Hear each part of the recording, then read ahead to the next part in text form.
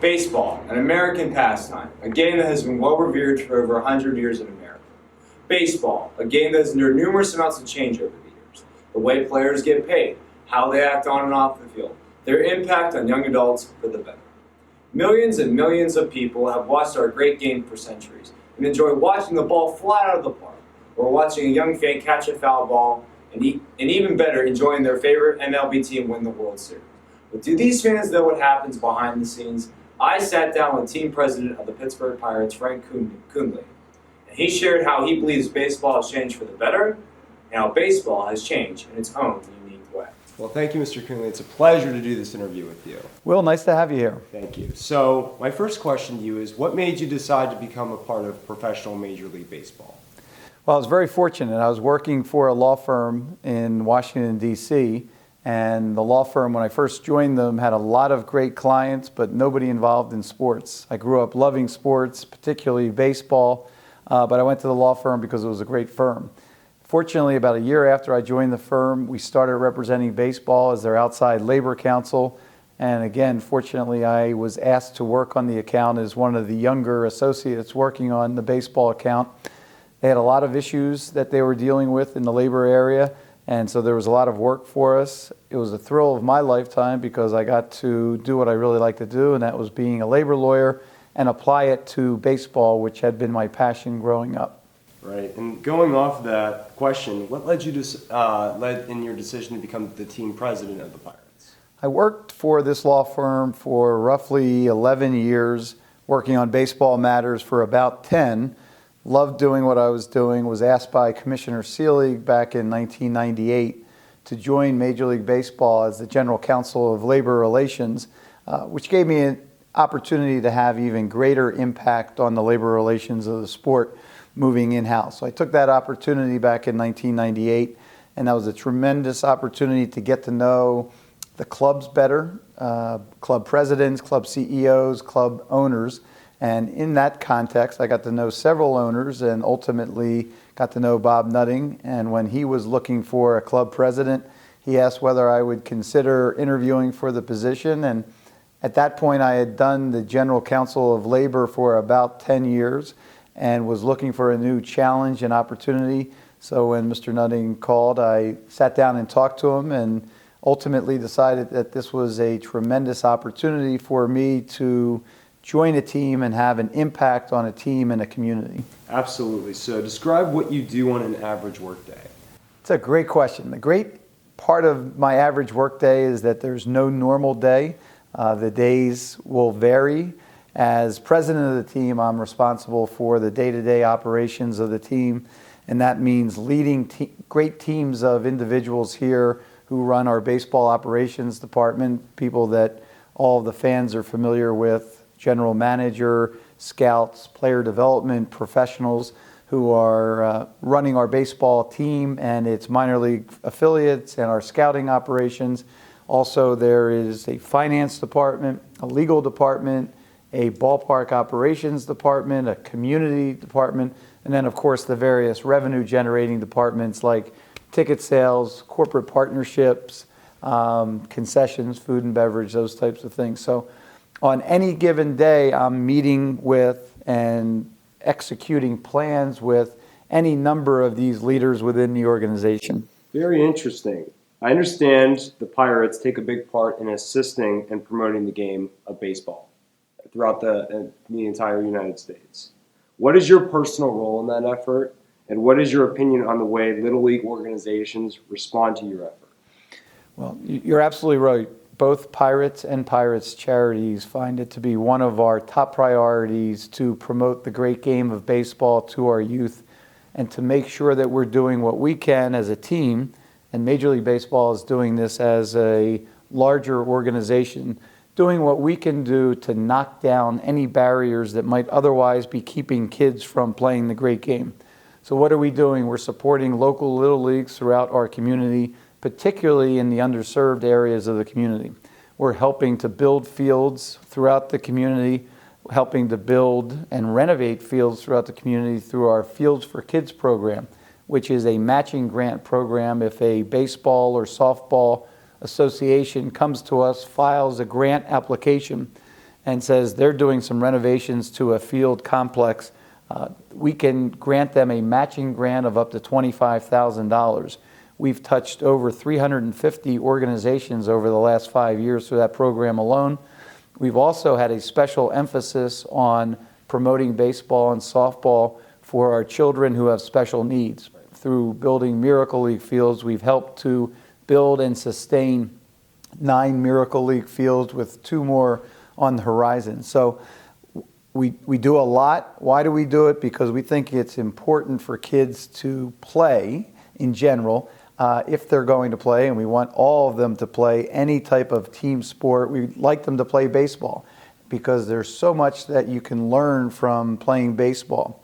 Our game is one, more so than any other game, a game of challenge and a game in which you have to overcome adversity, and that many of the attributes that will hold you in good stead as you grow up and into your young teenage years and young adult years and then adult years, hold you in good stead, like overcoming adversity, persevering through difficult challenges, learning what it means to be a really terrific teammate. So here at the Pirates business offices, we need to work as a team so we can function at an optimal level. You learn a lot about what it means to be a good teammate, caring for your teammates through playing the game of baseball at all levels. It doesn't have to be an elite level. So our emphasis is broad participation, breaking down any barriers, whether they be financial or otherwise, that might otherwise be keeping kids from playing. And one of those potential barriers is making sure that the game is fun at all levels. Absolutely. I have a question that you brought up with kids with disabilities. And I know I was recently at an event for, actually today, with Disability Mentoring Day.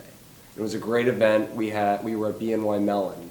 And my question to you is, do you think the Pirates should play a huge role for all the remaining teams to put in effort to like doing what we do, making Field of Dreams and supporting with their charities to support kids with disabilities to help them try and play our great game? As the team that is carrying forward the legacy of the great Roberto Clemente, we find that we have an obligation to be a leader in the field of humanitarian aid, giving back to the community. And so we are especially proud of the work that we've done with the Miracle League in helping not only to build these fields, which are very expensive, and the kids with special needs that are playing on these specially designed fields might not be able to play on a dirt and grass field. So that's important. That's a barrier that is knocked down when you build these beautiful Miracle League fields, but then also going out and making sure that we're part of their community. So we have fantasy camps at the various Miracle League fields throughout the Pittsburgh area. We have one down in Bradenton where we also help build a field. So bringing our players, bringing our resources out, and making sure that we're helping to make the game fun. That's part of our obligation. Absolutely. And I think you brought up another point about our players to play in a role in that effort too.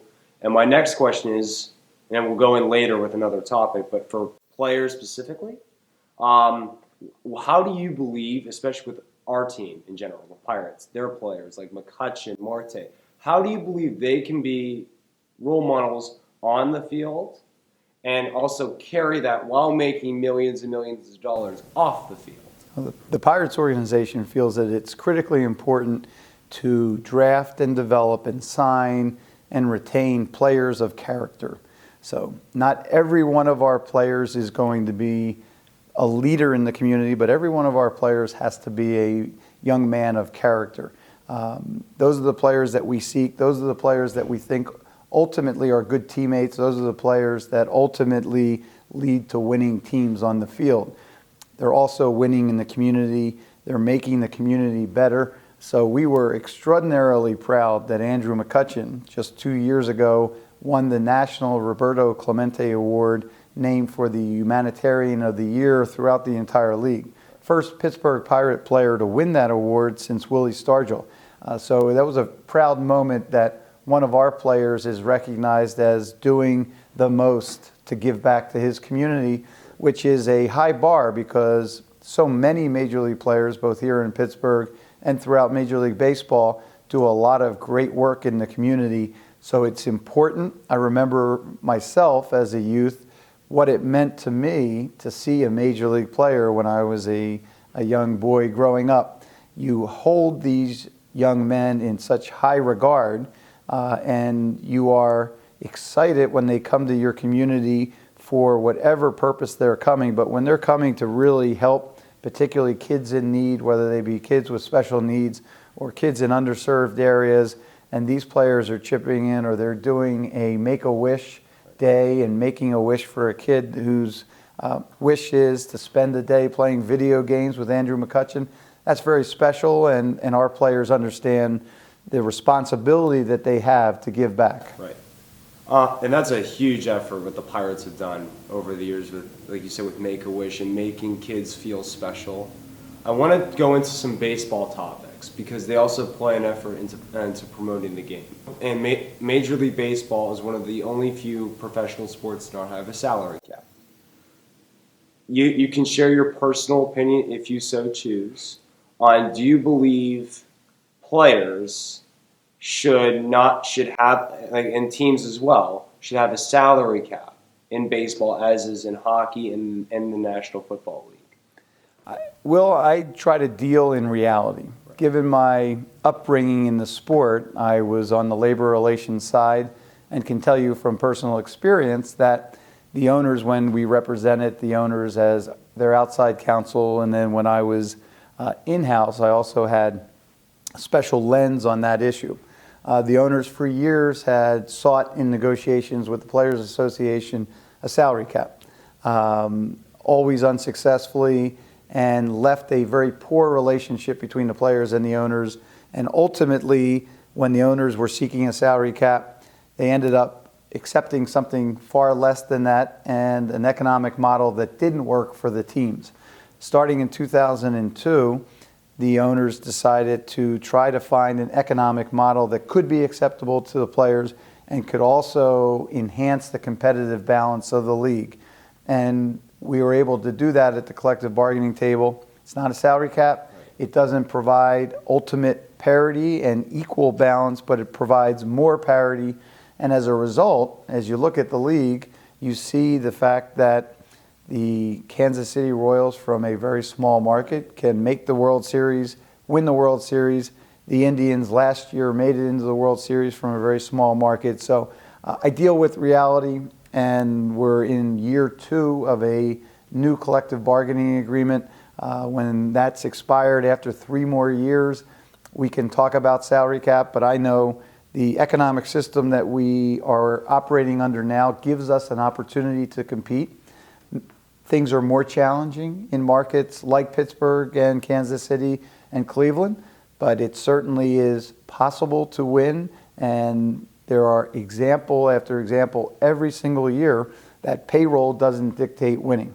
Right. Winning is dictated through good player development, outstanding scouting, and putting together a team that really understands the values of teamwork and resilience. Right. And as you talked about, winning is what makes the team great. And I wanted to diverge into that. So, as you know, the wild card game, the Pirates have been in it for the past 3 years. They were in it in 2013 against the Reds. They were in it in 2014 against the San Francisco Giants. And they were in it in 2015 against the Chicago Cubs. They only won the one in 2013 and lost in the division series to the Cardinals. My question to you is, do you believe Major League Baseball should banish the NL and AL wildcard games? Because as you know, if you win, you move on. If you lose, you're out. Well, your history is accurate, right on point. And my judgment on the wild card game may have been different after 2013 because it's a lot more fun to win and go on. It's a very abrupt ending when you make it all the way, you play 162 games, you make it to this last wild card game and you lose and you're done after a day. That's very abrupt. Although having experience at the club level, losing in a division series, which is a 5-game series in 2013 in Game 5, I think it's an abrupt ending anytime your season ends. The teams that even who lose in Game 7 like the Indians did last year in the World Series. I'm sure they felt that this was a very abrupt ending. That's not answering your question. There are logistical issues why Major League Baseball decided on a one-game wild card rather than a three-game series. I understand and understood those at the time that we created this structure. Having now lived through it 3 years in a row, I am convinced that we need to find a way to solve those logistical issues to have at least a three-game series. And the most compelling reason for it isn't because of our two losses in the game, and I feel bad about them, although I do. The most compelling rationale for that, or argument for that, in my judgment, was actually made by Andrew McCutcheon, and that is that in baseball, unlike some other sports, like football, like hockey, and like basketball, we don't play any one-game series throughout our entire season. We always play at least a three-game series. There's every once in a while you play two, but we play our season in series. Other leagues play their season in individual game here against this team, then move over and play somebody else. We're very different, and yet we move into the postseason, and all of a sudden we play a one-game series. So I think given that the structure of our game is series, we should play the shortest series we can, which is 3 games. I want to go back to promoting the game after hitting you with those baseball questions. What do you believe at the fact there are many young viewers that will be watching our video, and they may look at our interview together and say, gee, maybe I want to play baseball. What do you have to say to the young students or athletes and why they should get involved in baseball? Well, I love the game. I think it teaches you a lot of things. Some of them we touched on. Others are, I think it's a thinking person's game. But in terms of giving people hope and belief as to why should I try baseball, it's fun, it's challenging, and it'll test you, and it'll test your resolve, and it'll test your ability to bounce back. But most importantly, unlike some other sports, maybe basketball, maybe football, where if you're not a certain size or structure, or you didn't grow up in a certain area, you may not have a realistic opportunity to play a sport. Look at the players who are playing the game right now. So with the Cubs, you have Ian Happ, grew up here in Mount Lebanon.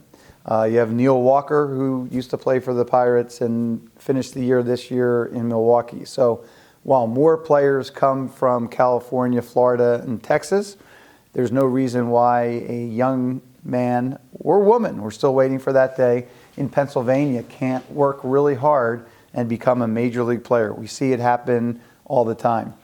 Secondly, look at Jose Altuve. He's listed at 5'6". If they're listed at 5'6", that typically means they're maybe 5'4.5" or 5'5". Probably will win the American League Most Valuable Player Award. I like seeing he and Aaron Judge standing next to each other at second base. It shows you that individuals of all sizes and all body types can play this great game. Sure, our scouts love 6'5" right-handed pitchers.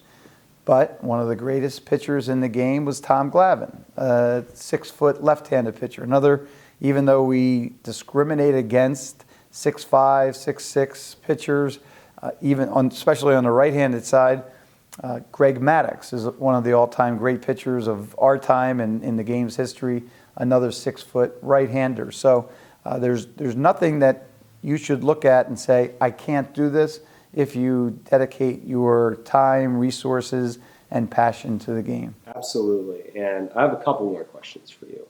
One baseball and the other on the promoting the game. On baseball, this is just one about the team. I promise I would throw this to you at the end. People would be disappointed if you didn't. Do you believe that the Pittsburgh Pirates will probably make another playoff run in the near future? If I didn't believe that, I wouldn't be here. Absolutely believe it. We've had 2 disappointing years. We've had some challenges. They're not excuses, so I won't even list them. Right. But I truly believe that this core of players, many of whom will be back next year, can form the next great Pittsburgh Pirates baseball team. My last question to you is, do you believe all the other teams should use our model, and this is like a summing of everything, on promoting our game, our great game, to everybody in the United States and around the world? I'm not as familiar with what the other 29 teams do to promote the game in their markets, other than to say I know they all take it extraordinarily seriously, and the commissioner, this current commissioner, Rob Manford, came into office 2.5 years ago, committed to making sure that not only Major League Baseball, but all 30 clubs made it one of their very top priorities to promote our great game to the youth of our sport for a number of reasons. One of them is very selfish, and we understand that the number one indicia for whether somebody will be an avid fan of Major League Baseball games is, did they play the game, either baseball or softball, as a youth? Those that played the game are more likely to be avid fans once they grow up. Doesn't mean that there aren't a lot of people who never played the game, whether they came from a country that didn't play baseball or they just never had an opportunity, that can't become great fans. Right. There are many of those, but the best likelihood of you being a great fan of our game is if you played it. We want to make sure that we're making it possible for as many kids to play this great game as we possibly can. That's all the questions I have for you. It's been an honor to do this with you. I'm so glad. It's a real pleasure. Thank you so much. Will, I'm so glad you came over. Absolutely. It was my pleasure. Thank you so much.